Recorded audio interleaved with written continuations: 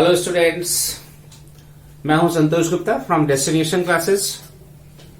Maths के difficult topic chapters time to time video बना के यूट्यूब पे अपलोड करते रहते हैं, जिससे आपकी कंफर्टेबिलिटी उस चैप्टर के लिए बहुत अच्छे से हो जाए और आपको समझ में आ जाए। फ्रेंड्स, एक 9th क्लास का चैप्टर है फैक्टराइजेशन ऑफ पॉलिनोमियल। थोड़ा बच्चे घबराते हैं इस चैप्टर से, ठीक है। एक्चुअली बहुत सिंपल चैप्टर है। लॉजिकली देखो तो है क्या, होता क्या है। तो पहले हम समझते हैं कि पॉलिनोमियल क्या होता है। दो वर्ड से मिलकर बना हुआ है, ठीक है। पॉली का मतलब होता है बहुत सारे, नॉमियल्स का मतलब होता है टाइप्स, ठीक है। यानी जिसमें बहुत सारी चीजें अगर एक साथ एड ऑन हो तो उसको हम पॉलिनोमियल बोलते हैं, ठीक है। जैसे मैंने कहा कि 2x + 3, तो ये एक पॉलिनोमियल हुआ जिसमें एक कांस्टेंट है, वेरिएबल है। तो वेरिएबल कांस्टेंट को हमने मिला दिया, ठीक है। क्योंकि इसकी डिग्री का मतलब होता है हाईएस्ट पावर, वो 1 है, इसलिए इसको हम कहेंगे लीनियर पॉलिनोमियल, ठीक है। राइट स्टूडेंट, लीनियर पॉलिनोमियल वो पॉलिनोमियल होता है जिसकी डिग्री 1 होती है, ठीक है। वेरिएबल इसका 1 है, तो इसको मैं ये भी लिख सकता हूं 1 वेरिएबल, ठीक है। पॉलिनोमियल होने की कुछ शर्त है, कंडीशन है। कंडीशन क्या है? तो इसको कंडीशन, ठीक है भाई। कंडीशन नंबर 1, जो पावर होनी चाहिए, ठीक है, वो एक इंटीजर होनी चाहिए, ठीक है। Positive integer. पॉजिटिव इंटीजर का मतलब क्या हुआ? आपको पता है 0 से लेकर के कितने भी टर्म हो सकते हैं, दैट इज द इंटीजर होनी चाहिए, ठीक है। इट शुड नॉट बी, ठीक है, द पावर किस फॉर्म में नहीं होनी चाहिए? Should not be in fraction, fraction में नहीं होनी चाहिए। और तीसरा होता है power should not be in negative sign, ठीक है। फॉर एग्जाम्पल, अगर मैंने ये लिखा है x² + √x + 7, तो स्टूडेंट ये पॉलिनोमियल नहीं है। क्यों नहीं पॉलिनोमियल? क्योंकि इसकी अंडर रूट पावर हो गई, जो कि अलाउड नहीं है, क्योंकि इसको जब सॉल्व करूंगा तो x⁴ आ जाएगा। एक और देखो, x + 1/x है, +4 है, ये भी पॉलिनोमियल नहीं है। क्यों नहीं पॉलिनोमियल है? क्योंकि यहां पे x ऊपर जाएगा तो x की पावर -1 हो जाएगी। तो पॉलिनोमियल को पहचानने का बहुत सुंदर सा तरीका, बहुत सिंपल सा तरीका, all the degree should be positive, ठीक है। फ्रैक्शन में होंगी तो नहीं, क्यूब रूट में होंगी तो नहीं, अंडर रूट में होंगी तो नहीं, और नेगेटिव में होंगी तो नहीं, ठीक है भाई। क्लियर हो गया? पॉलिनोमियल को पहचान लोगे। पॉलिनोमियल को पहचानने के बाद अब ये देखेंगे कि पॉलिनोमियल है कैसा। तो एक हो गया लीनियर पॉलिनोमियल जिसकी डिग्री 2 है। अगर सपोज एक क्वेश्चन है 3x² + 4x + 5, तो ये कौन सा हुआ? क्वाड्रेटिक पॉलिनोमियल, ठीक है। क्वाड्रेटिक पॉलिनोमियल का मतलब जिसकी डिग्री क्या होगी? 2 होगी। Cubic polynomial 4x³ + 6x² + 3x + 2, ये कौन सा पॉलिनोमियल हो गया? क्यूबिक पॉलिनोमियल हो गया। और ऐसे ही एक और पॉलिनोमियल की अगर मैं बात करूं, जैसे 5x⁴ + 2x - 6 या 2x³ जो भी कुछ है, ठीक है, + 3x + 5, ये कौन सा हुआ? बाई क्वाड्रेटिक, ठीक है। बाई का मतलब 2, और क्वाड्रेटिक का भी डबल, यानी 2 की पावर 2, दैट इज 4, ठीक है। तो आपको पहचानने को आएगा। इसमें 1 मार्क के क्वेश्चन आ जाते हैं, कई बार एमसीक्यू में भी आ सकते हैं, फिल इन द ब्लैंक्स में आ सकते हैं कि भाई इसकी डिग्री बताओ। तो डिग्री होती है जो हाईएस्ट पावर। दूसरी बात है किस टाइप का पॉलिनोमियल है ये बताओ। तो क्वाड्रेटिक है, क्यूबिक है, या बाई क्वाड्रेटिक है, या लीनियर है, ये भी आपको इससे क्लियर हो रहा होगा। जो उसकी हाईएस्ट पावर है वही उसकी क्या है? डिग्री है, ठीक है। और अगर उसमें जितनी हाईएस्ट डिग्री होगी उसी का नेम होगा, दैट इज लीनियर मतलब 1, क्वाड्रेटिक मतलब डिग्री 2, क्यूबिक मतलब डिग्री 3, और बाई क्वाड्रेटिक का मतलब डिग्री 4, ठीक है। क्लियर हो गया? आगे बात करते हैं। कहते हैं कि कोफिशिएंट निकालो, ठीक है। तो कोफिशिएंट किसका? जैसे मैंने कहा यहां पे x³ + 3x² + 5x + 7। अब मुझे कोफिशिएंट ऑफ x² इसका चाहिए। तो एक्स स्क्वायर का कोफिशिएंट कितना होगा? कोफिशिएंट का मतलब होता है जो उसके साथ में लिखा हुआ है, ठीक है, जो उसका पार्टनर है या उसके साथ में लिखा हुआ विद साइन, तो कोफिशिएंट हो गया इसका +3। अगर मुझे इसमें बोला है कि फाइंड द कोफिशिएंट, सपोज इसी क्वेश्चन में बोला है find the coefficient of x की पावर 4, इसी क्वेश्चन में, ठीक है, तो मैं देख रहा हूं x पावर 4 तो कोई है ही नहीं है, तो मैं इसको ऐसे लिख सकता हूं 0 इंटू एक्स की पावर 4, तो उसका कोफिशिएंट क्या हो गया हमारा? 0। ओके, ठीक है, चलिए कोफिशिएंट वाले क्वेश्चन समझ में आ गए, किस टाइप का पॉलिनोमियल है ये भी आपको समझ में आ गया। और अब हम बात करते हैं कि actually polynomial 1 variable, 2 variable, 3 variable होते क्या हैं। जैसे आपके पास आ गया 2x² + 3y + 4t, ये आ गया। अब आप देख रहे हो यहाँ पे x एक अलग वेरिएबल, y एक अलग वेरिएबल, t एक अलग वेरिएबल, तो कितने वेरिएबल हो गए? ये 3 वेरिएबल, ठीक है। तो पॉलिनोमियल विद 3 वेरिएबल, यानी वेरिएबल का मतलब चेंज हो, अल्फाबेट्स, ठीक है। कोई भी अल्फाबेट, जितने अल्फाबेट इंट्रोड्यूस कर देंगे उस हिसाब से हम उसको बोलेंगे कि उतना ही क्या है, उतना ही जो है पॉलिनोमियल है, उतने ही वेरिएबल का है, ठीक है, राइट, ओके, कोई कंफ्यूजन? आगे चलते हैं। पॉलिनोमियल के जीरोज, सॉल्यूशन को हम बोलते हैं जीरोज ऑफ पॉलिनोमियल, ठीक है। तो जीरोज ऑफ पॉलिनोमियल क्या होता है? जीरोज, नाम ही बता रहा, जीरोज का मतलब जो पॉलिनोमियल को क्या कर दे? जीरो कर दे। जैसे वो कहेगा find the zeros of the, या सपोज ये उसने बोला, ठीक है, इसके जीरोज बताओ, तो इसके जीरोज का मतलब क्या हुआ? जो इसको जीरो कर दे। तो इसको हम सॉल्व करेंगे, सॉल्व करके जो फैक्टर आएंगे, तो इस पॉलिनोमियल को निकालने के लिए हम इसको ऐसे लिख सकते हैं f(x) = ठीक है। तो f(x) = या तो जीरोज गिवन होंगे, चेक करना होगा। जैसे f(x) का मतलब होता है फंक्शन, किसका फंक्शन? x का। अगर यही यहां पे y होता ना तो पूरा क्वेश्चन चेंज हो जाएगा। अब क्या हो जाएगा? y² + 2y + 1। अगर यही फंक्शन t में हो जाएगा तो क्या हो जाएगा? t² + 2t + 1। Got it?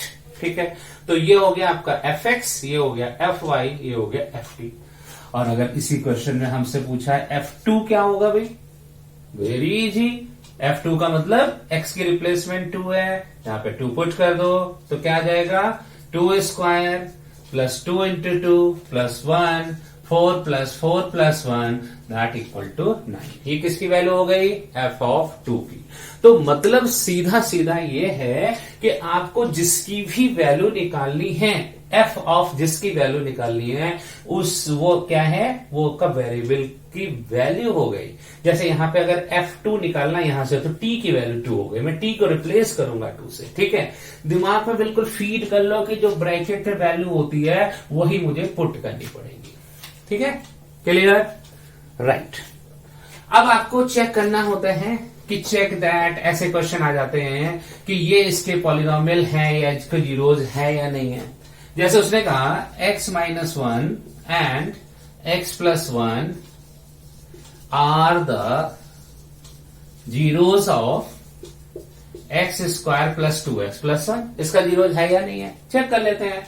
तो चेक करने का बहुत अच्छा तरीका है, x - 1 = 0, it implies that x = 1, ठीक है, राइट। अब अगर मैं x - 1 को 0 पुट करूंगा और इसमें पुट करके देखूंगा तो आ रहा नहीं आ रहा, लेट मी चेक, ठीक है।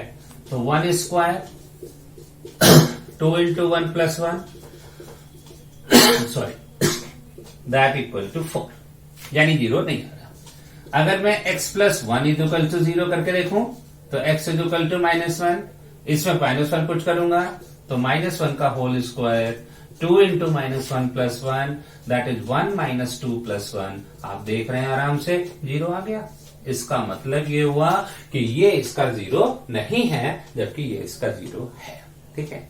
तो अगर आपको किसी पॉलिनोमियल को चेक करना है कि उसका 0 है या नहीं है, तो बहुत सिंपल सा तरीका, आप उसके इक्वल टू 0 कर दो, वहां से x की वैल्यू मिल जाएंगी, x की वैल्यू को उठा के इसमें पुट कर दो जो आपको पॉलिनोमियल गिवन है, और अगर वो इक्वल टू 0 है तो ठीक है, उसका 0 है, नहीं तो उसका 0 नहीं है। Got it? ठीक है, आगे चलें। 2 टाइप के क्वेश्चन और बचते हैं, इसके बाद पॉलिनोमियल आपका खत्म हो जाएगा। Find the value of k, question है find the value of k if x plus 3 is a factor of 3x square plus kx plus 6. ठीक है, find the value of k. x plus 3 is a factor, यानी x plus 3 इसका part है, factor है, यानी ये इसको zero करेगा. ठीक है, तो जीरो का मतलब क्या हुआ, तो आंसर इसका क्या हुआ, सोल्यूशन क्या होगा, x plus 3 is equal to 0, x is equal to -3. यानी अगर मैं x की वैल्यू -3 पुट करूंगा तो ये हमारा 0 आएगा.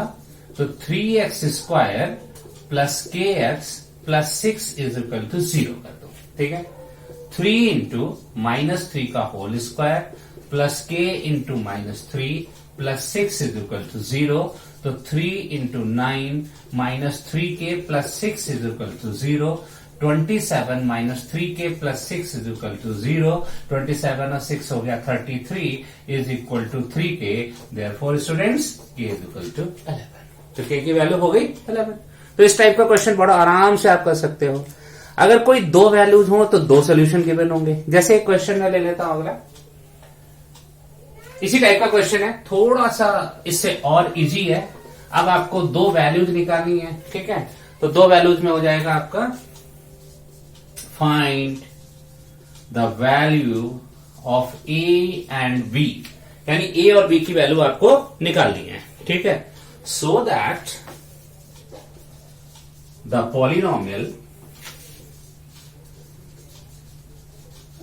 एनसीईआरटी में मिल जाएगा, polynomial x cube minus A x square, x cube minus A x square minus 13x plus b is exactly divisible by, किससे डिविजिबल है, x minus 1 and x plus 3. अच्छा, इस क्वेश्चन को एक और फॉर्म में भी कह सकते हैं, find the value of A and B so that the polynomial having a factor this and this. तो बात एक ही है, चाहे इसके फैक्टर बोले चाहे ये बोले इससे डिविजिबल है. ठीक है, कोई ऐसा बस थोड़ा सा वर्ड्स में चेंज है, घबराने की जरूरत नहीं है. ठीक है, तो इसका सोल्यूशन क्या होगा भाई, आपको पता है इसके फैक्टर हैं.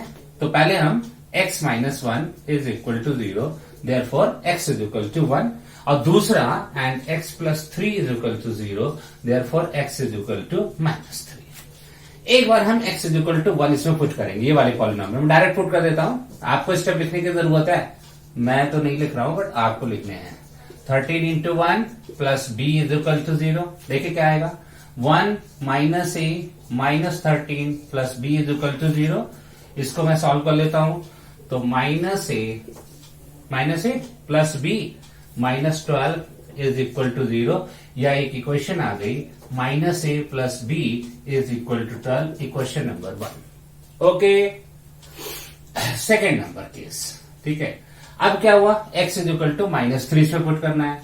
तो -3 का whole cube minus A into -3 का whole square 13 into -3 plus B is equal to 0. इसको मैं सॉल्व कर लेता हूं. 3 9 27, 3 9, तो -9a plus 13 3 9, 3 1 3, 39 plus B is equal to 0.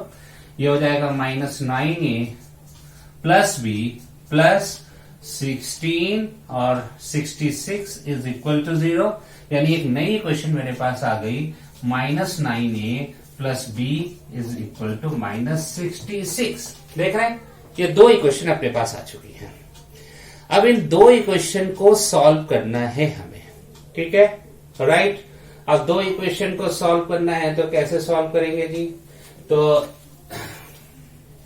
एक छोटी सी मिस्टेक लग रही है. हाँ, मिस्टेक ये देखो हो गई ना, -3 का होल क्यूब -27 होगा ना, तो -27 होगा तो यहां पे आ गया 12 और ये आ गया -12. फील होने लगता है कि गड़बड़ हो रहा है. ठीक है, तो देखो ये छोटी सी मिस्टेक थी, आपसे मिस्टेक हो सकती है, तो एक बार रिव्यू कर लीजिए. बड़ी बड़ी वैल्यूज होंगी, कंफर्टेबल वैल्यूज नहीं होंगी, तो कहीं गड़बड़ हो रहा होगा. अब मैं क्या करूंगा, इन दोनों इक्वेशन को अगर माइनस कर दूं तो मैं यहां पे एक स्टेप लिख रहा हूं, सब्सट्रैक्टिंग फर्स्ट माइनस सेकेंड. देखिए सब्सट्रैक्ट कर रहा हूं, minus A plus B is equal to 12। नीचे मैंने लिख लिया minus 9a plus B is equal to minus 12। Subtract कर दिया, प्लस माइनस प्लस कैंसिल हो गया। 9a माइनस ए यानी 8a इज इक्वल टू 24। तो यहां से a इज इक्वल टू कितना आ गया भैया, 3। 8 3 आ गया, a की वैल्यू 3 आ गई। 3 से पुट कर दूं तो क्या हो जाएगा, -3।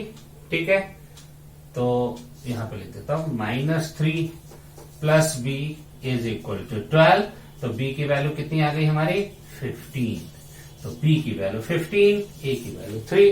Question over. ओके, तो इस टाइप के क्वेश्चन कई सारे पूछे जाते हैं, कई बार पूछे जाते हैं। आप इसको आराम से कर लेना। अब एक होती है हमारी फैक्टर थ्योरम। ठीक है, लास्ट है फैक्टर थ्योरम। क्या होती है, फैक्टराइज कैसे करना होगा, जो भी पॉलिनोमियल्स हैं उनको हम कैसे इजीली फैक्टराइज कर सकते हैं, या अगर हम उसको फैक्टराइज करेंगे तो कौन से मेथड होते हैं। तो एक मेथड होता है जिसको हम कहते हैं फैक्टर थ्योरम। ठीक है, ये फैक्टर थ्योरम है क्या चीज, ये आप समझ लो। फैक्टर थ्योरम में किसी भी चीज को फैक्टराइज करना है तो उसके लिए एक होता है लॉन्ग डिवीजन मेथड। ठीक है, मैं लॉन्ग डिवीजन मेथड आपको सिखा रहा हूं।